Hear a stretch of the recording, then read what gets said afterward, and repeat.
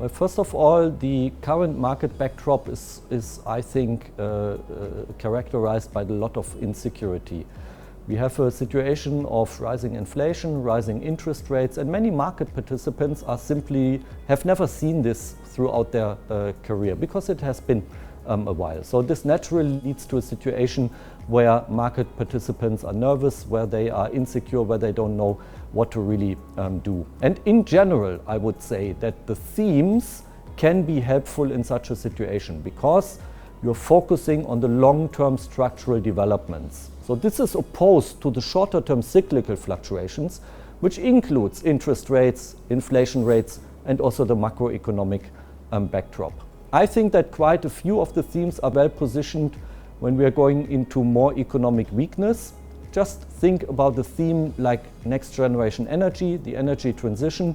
We will need to achieve this irrespective of the current state of the economy. And there is widespread agreement that we need to achieve this. So that will be quite independent of the macroeconomic cycle as such.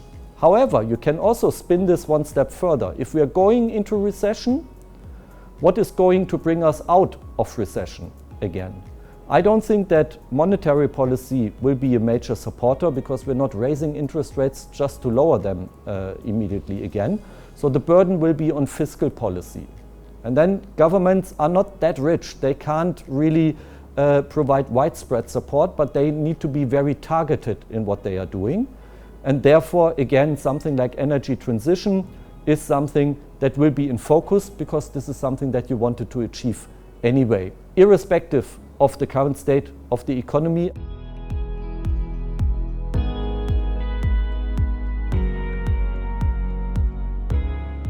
There's always a list of themes that we are looking at, the working list, so to say. Or if you want to compare this to soccer, the first team is obviously on the field, but there are some replacements sitting on the bench. So if something happens on the field, we have something that we can put into the game as well.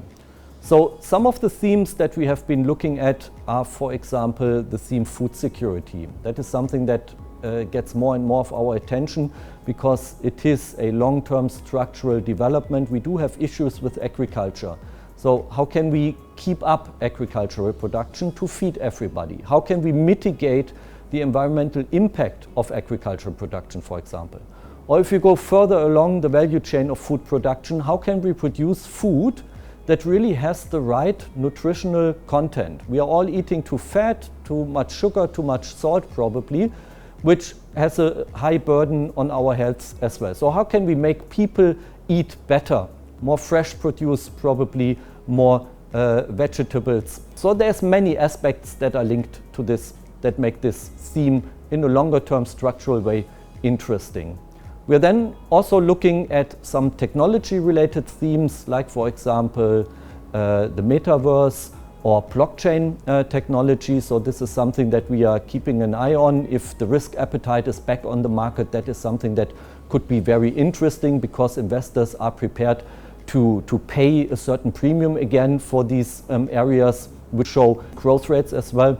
And then also probably one last example is something that we have called the experience economy.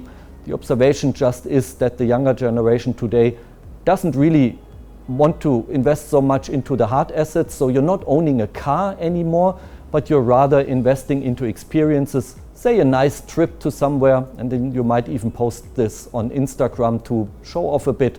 So it's about the experiences and really having this fun instead of the hard assets as such. And there are certain companies that give good exposure to this, so that's also something that we are keeping an eye on.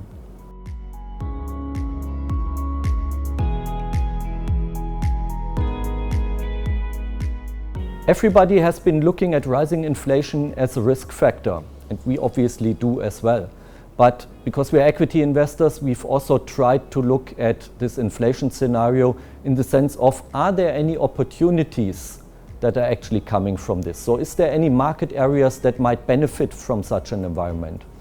And the first thought that you might come up easily with is obviously anything that is connected to raw materials. And we do have a good exposure to raw materials in the themes infrastructure.